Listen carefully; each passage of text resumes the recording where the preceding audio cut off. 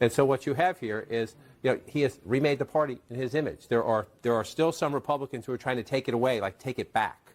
Right? That's over. That's over. There's no back. That party doesn't exist anymore. Right. It just doesn't. It just doesn't. Look at the House of Representatives. Look at what's happening in the United States Senate. Mitch McConnell stepping aside. And some of the more governing conservatives trying to keep their power even just within the Senate Republican conference. This is a new Republican Party. And so you have a very formidable Republican frontrunner who has remade the party in his image. And I know a lot of people at home are asking, well, wait a minute. We all saw January 6th. Wait a minute.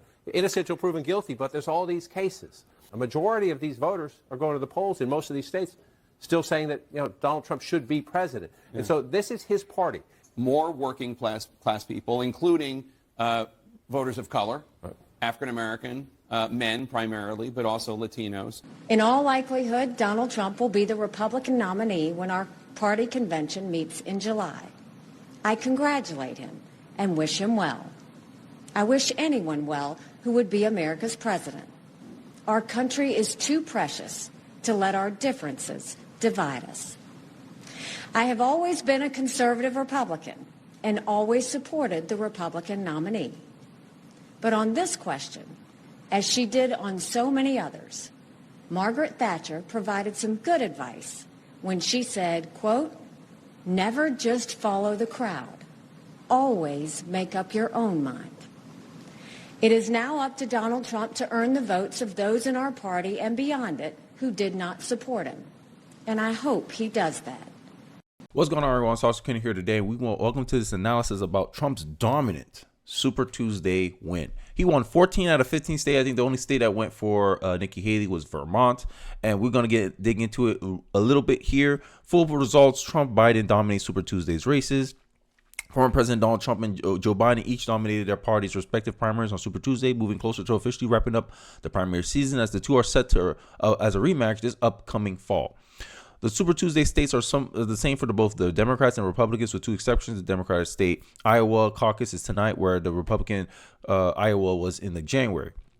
And the Republican Party holds its Alaska caucus tonight, where the Democratic Party holds its contest in the state next month. So, Alabama, Trump won by 70 points. This is primarily about Trump because we already know Joe Biden really is running uncontested at this point, because it seemed like, Shane Guger ain't in the picture anymore. Marianne Williamson is just as Delulu as Nikki Haley. Nikki Haley is the top Delulu though, but she dropped out. After this slacking she was getting. 54% in Arkansas, 60 points in California, 30 points in Colorado, right? Iowa, only Joe Biden was there. Maine, 46 points. Like, I could keep going. Like, Trump at this point is running. Like, Trump. There should be a mercy rule in the Super Tuesday smackdown that Nikki Haley just received. And I guess she finally got embarrassed enough, Nikki Haley, to drop out of the Republican presidential race after Super Tuesday losses. Now, one thing I would say is that people are speculating if she's going to endorse Donald Trump or not. Right, because she try to weasel her way. If you watch my video, some of my last topic on Nikki Haley, she kind of weasel her way out of saying that she should be Trump should be entitled to an endorsement from her. Also, it was just in there. Like, I feel like after the Supreme Court ruled against removing Donald Trump from the ballot, she knew she had no chance after that. Right, and it kind of exposed Nikki Haley that she was waiting for something to happen to Trump so that way she can be like, oh look, I'm here, but the Supreme Court kind of destroyed that unanimously. Nikki Haley will drop out of the Republican nomination on Wednesday after only picking up one state on Super Tuesday, as former President Donald Trump dominated the polls, according to multiple reports. Sources close to Haley told multiple outlets that she would drop out of the race after only winning one contest out of 15. And you kind of got the feeling, because she held no press conference after. She held no watch parties at all, because she knew she was getting destroyed. Right? And this is my thing. I'm like, yo, why stay so long? That's one thing I can't make sense of, right? But during her campaign, Nikki picked up wins at the District of Columbia and Vermont, but failed to build momentum in the states, taking third in Iowa, losing by over 10 points in New Hampshire after the rest of the field had dropped out. Last week, she was unable to win in her home state of South Carolina, where she was expected to announce the suspension of her campaign. Like, what's his name? Ron DeSantis was smart. He was like, you ain't Trump, you ain't about to embarrass me on no Super Tuesday. I'm good. So now Trump has shifted his focus to Super Tuesday. But before I get into that, I want to kind of highlight some of the reactions from mainstream media after this dominant showing from Donald Trump in Super Tuesday. Let's take a look. If you look at some of these exit polls, I mean, I live in Virginia. Immigration was the #1 issue. I mean, again, these could change in Virginia. Well, Virginia does have a border with West Virginia. But Republican voters don't vote that way. They don't vote based on economics or based on the benefits they're getting economically from the president.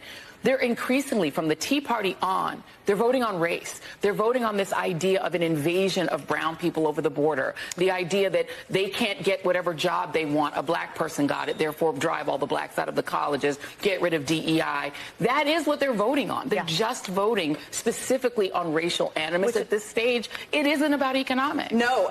Well, as you see, the condescending white liberals, condescending liberals, because there's a black woman on that panel. But this is the thing I can't really stand about liberals, is that they mock your concerns, right? You're concerned about open borders. We're concerned about immigration because immigration is bringing out high rates of crime. Do I need to bring the videos again? Do I need to bring up the stories of what's happening in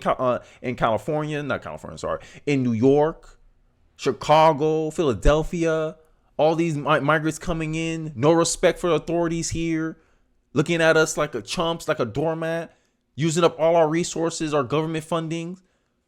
New York and Boston are complaining they don't have enough money. Chicago's struggling, asking for more aid from the government. Like, these people are draining on our resources. But what the liberals on the MSNBC do, they're laughing at your concerns.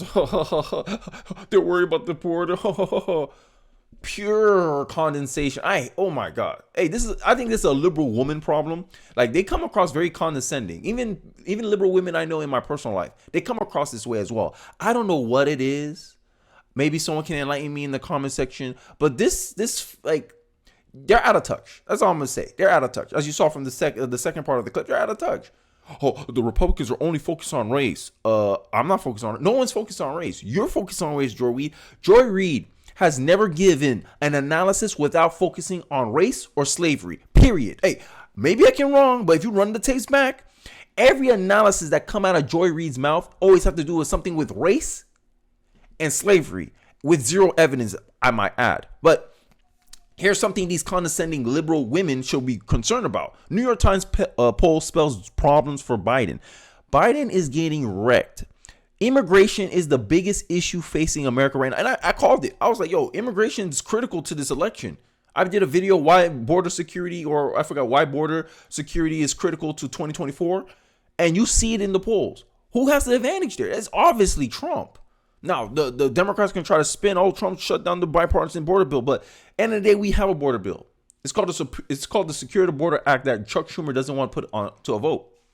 Here's some of the concerns why people, to me, I feel good with Trump coming in the general election. Treason indeed. Ushering vast numbers of illegals is why Secretary Mayorkas was impeached by the House. They're importing voters. This is why groups on the far left fight so hard to stop voter ID requirements under the absurd guise of protecting the right to vote.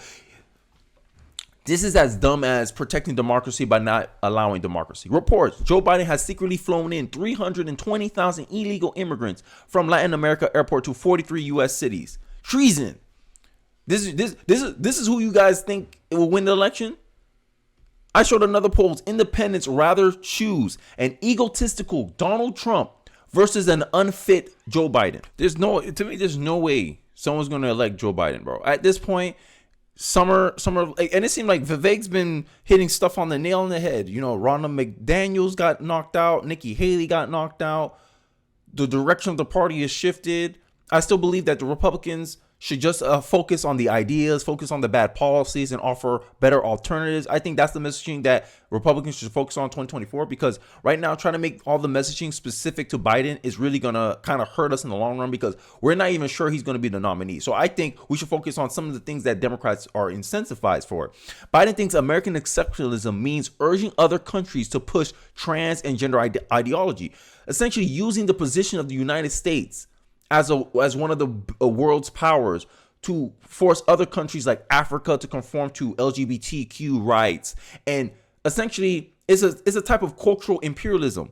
And this is why I laugh about the left, right? Because there was this whole thing that happened in Qatar where a gay journalist got killed because he was pushing some messaging that the country didn't agree with. And I'm like, as a nationalist, I'm like, hey, look, I only worry about how my country runs. You gonna go in someone else's yard and you try to push your lifestyle or your rules on their house. Ain't gonna go down easy, bro. And this is this type of like globalist thinking that a lot of leftists have. Like they think all the world should conform to their worldview, and they're gonna get a rude awakening, right? Mark Cuban continues to push partisan turn to announce support for Biden's after White House health care event. And this is some of the problems that I'm pointing out, that these people are so out of touch that they don't even recognize, right? A big deal. The theft of $138 billion from taxpayers to fund the Democrats' vote blue virtue signaling. Sorry. This is the Democrats bragging about since taking office. President Biden has fought to cancel nearly $138 billion in student loan debt, providing life-changing relief for almost $3.9 million. That's a big deal. But if you saw from the intro, they mentioned how, the educated vote is the Democrat vote. So you're essentially, and this is Jordan Peterson called this correctly, you're essentially using our money where 60% of the taxpayers did not go to college, did not graduate college, right? Probably don't have a lot of student loan debt. And you're forcing us to pay for the student loans of your constituents. This is bribery. I don't understand. This is bribery. This is one of the reasons why people are supporting Donald Trump. But these people can't seem to understand. Liberals can't seem to understand. Oh my God, why he's so dominant? How he taking over the Democratic, the Republican Party? How? They don't understand. Right? You got people threatening to hurt other people because they're going to vote for Trump. They already spoke about their concerns for black men going to Donald Trump. Charles Barkley threatens to punch black Americans who dare to wear a Trump shirt. Right? You see it. They don't want to actually go with the substance of why people are supporting Trump. They want to just attack his character. They just want to put a framing. They create an imagination of who they think Trump is, and they frame that as the actual reality. And that's not how it goes, liberals. I don't understand how people who know so much know so little at the same time. Because the truth is, liberals know a lot of things that aren't true. And this is the reality of the politics of today. This is why a lot of them can't give any substantive takes or substantive analysis. That's why you got Joy Reid every second out of her mouth. She's talking about race or slavery when the issues that people are voting on has nothing to do with race or slavery. Because immigration hurts all Americans regardless of skin color. But she keeps trying to make it, it's white Christian males. They're scared of all the brown people coming over the border. Not knowing these same brown people are increasing crimes in black neighborhoods in Chicago, Philadelphia, in New York, taking funding from people who actually live there and giving it to them. Joy Reid don't see that though, because she's rich, she's in her elitist Eiffel Tower, she's in a bubble, she don't recognize none of this. And then they're gonna be surprised when 2024 comes around and Trump has a great lead, great chance, and probably would win the 2024 election. But as usual, they'll seethe again, they'll cry again, they'll screech into the air. Because they live in a fantasy land. They don't live in reality. But and they're going to keep continuing to get mad as black men like me continue to support Donald Trump into the future. Because you guys got to, these people got to live in reality. These guys got to talk about the actual issues and stop trying to misdirect us, the society. Trying to force us to focus on, cultural issues that have nothing to do with why people are struggling with Biden. Overwhelming majority of residents, 62% of men, 68% of women said that the U.S. was headed in the wrong direction under Biden. Facts. That's the facts. But instead of addressing that, you got these pundits trying to somehow frame Trump as bad when people say, the first 3 years of Donald Trump was way better than the Biden's first 3 years. They're gonna brag about their lowered inflation. Inflation compared to who? Inflation rose drastically under Biden, and Biden had to cool it off himself. So he had to cool off the very same problem that he introduced in the first place. And they want to brag about, look, we brought down inflation down to the record lows. Compared to what? Compared to last year? It was record highs. 2021, we were close to, we were like, recession. And then all the political pundits and all the liberal economists are saying, no, this is not technically a recession. It's always not, it's always some nuance with the Democrat administration. You guys notice that yet?